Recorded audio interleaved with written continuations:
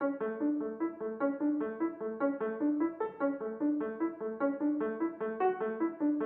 bonjour, Patrick Perret, je suis professeur au Centre Supélec et je suis titulaire de la chaire de biotechnologie. Ici, nous allons utiliser des ressources des plantes, soit les champs, soit la forêt. Nous utilisons aussi des coproduits agricoles parfois, avec des micro-organismes, et le tout pour justement répondre aux besoins de la société de façon renouvelable. Mon travail porte sur l'interaction entre la lumière et les microalgues.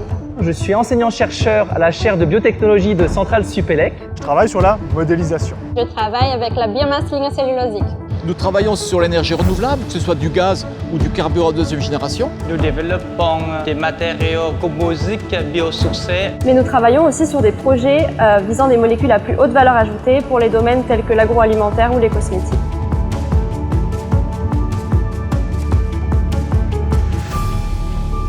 Mais en fait, qu'est-ce que la biotechnologie ? C'est un ensemble de sciences et de techniques qui permettent de faire des ressources renouvelables à partir de plantes, en l'occurrence, et en utilisant du vivant. Nous sommes à Docéane École d'ingénieurs, Centrale Supélec, école généraliste de haut niveau. Donc nous avons adapté le projet de notre chaire sur les compétences de Centrale Supélec. Et en particulier, on va parler de jumeaux numériques. Alors qu'est-ce que le jumeau numérique ? C'est quelque part un cocktail savant entre les sciences de l'ingénieur, les sciences de la vie parce que nous sommes en biotechnologie, les sciences du digital, on parle de modélisation mais aussi d'intelligence artificielle, et tout ça au service de la bioéconomie.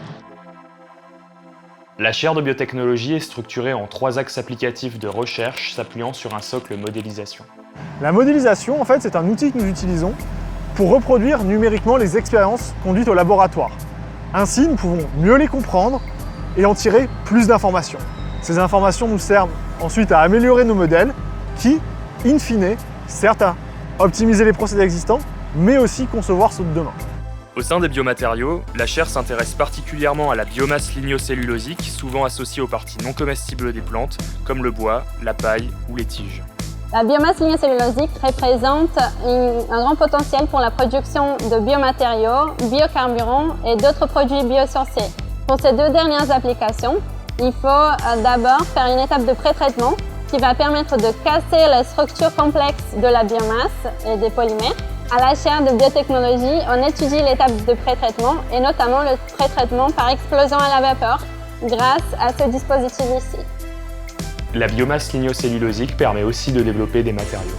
Nous développons des matériaux composites biosourcés à partir de fibres naturelles de déchets du bois. Comme application, on peut citer par exemple le secteur des bâtiments qui utilise cette technologie afin d'éviter la formation des moisissures au sein des matériaux. Dans le cas du bâtiment, il est important de pouvoir améliorer les performances techniques des matériaux. Pour ce faire, on se sert de la plateforme d'imagerie 3D et des algorithmes de calcul intensifs développés en interne. La chaire s'intéresse également aux procédés faisant appel à des micro-organismes. Au sein de l'axe biotransformation, nous travaillons sur des procédés de production de micro-organismes tels que les levures ou les microalgues afin de les valoriser et d'en extraire tout le potentiel qu'ils nous offrent.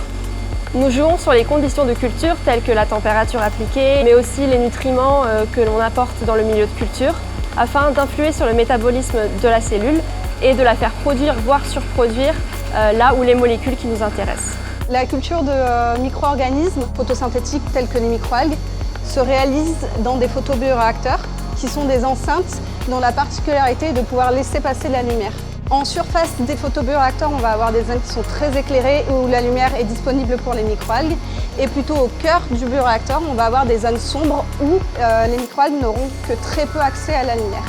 Le but de nos travaux est de comprendre l'interaction entre la lumière et les microalgues et surtout comment va affecter l'intermittence de lumière sur la croissance des microalgues afin d'en tirer le meilleur parti. Grâce aux outils numériques, nous pouvons appréhender la complexité de l'interaction entre la lumière, les microalgues et aussi les mouvements induits par le fluide. Ainsi, aujourd'hui, on est capable de designer un photobioréacteur, mais aussi de conseiller sur les conditions opératoires afin de maximiser la production d'une molécule ou plusieurs à partir d'une souche de microalgues donnée. À partir de mélanges complexes issus du vivant, la chaire de biotechnologie cherche à séparer et à purifier des composés d'intérêt. Je suis le responsable de l'axe technique séparative qui vise à développer des procédés pour extraire, séparer et purifier les composés d'intérêt qu'on retrouve dans les plantes, dans ces coproduits ou qui sont produits par des micro-organismes.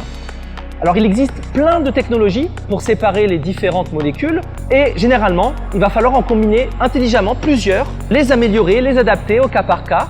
Ici à la chaire on dispose de certaines technologies, en particulier des technologies membranaires comme la filtration membranaire à gauche, l'électrodialyse, le pilote en bleu, la chromatographie, le pilote à côté. Nous travaillons essentiellement sur la séparation des sucres et des acides organiques qui sont présents dans des mélanges complexes après fractionnement de coproduits agricoles comme l'hydrolysat de son blé.